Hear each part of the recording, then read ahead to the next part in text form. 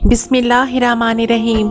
हज़रत उमर बिन खिताब रज़ी अल्लाह ताला अन्हु से रिवायत है कि रसूलुल्लाह सल्लल्लाहु अलैहि वसल्लम ने फरमाया, बिलाशुबा मेरी उम्मत को आखिरी ज़माना में उनके हुक्मरान की तरफ से सख्तियाँ और बलाएं पहुँचेंगी।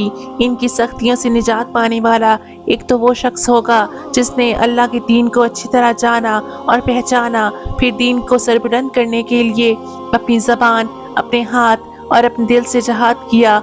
बस दुनिया व आखिरत की सादतें इसकी तरफ सबकत करेंगी। और दूसरा वो शख्स होगा जिसने खुदा की दीन को जाना, फिर ज़बान और दिल से इसकी तस्दीक की, यानी सिर्फ ज़बान और दिल से जहाद किया, कुव्वत से काम नहीं लिया। और तीसरा वो शख्स होगा जिसने खुदा की दीन को पहचाना, फिर इस पर से कुव्वत इख्तियार किया। चुनांचे जब किसी को नेक काम करते हुए देखता है तो उसको दोस्त रखता है, और किसी को गलत काम करते हुए देखता है तो उससे नफरत करता है। और ये शख्स भी नेकी से मोहब्बत और गुनाह से नफरत को पोशीदा रखने की वजह से निजात पाएगा।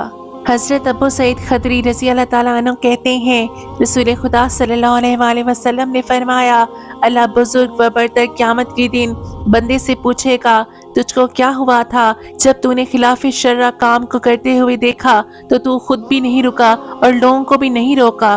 तो रसूल खुदा सल्लल्लाहु अलैहि वसल्लम ने फरमाया, फिर इस बंदे को दलील सिखाई जाएगी। चुनाचे वो अर्ज करेगा, मेरे परवरदिगार, मैं लोगों से डरता था और तेरे अफू व मग़फ़िरत की उम्मीद रखता था।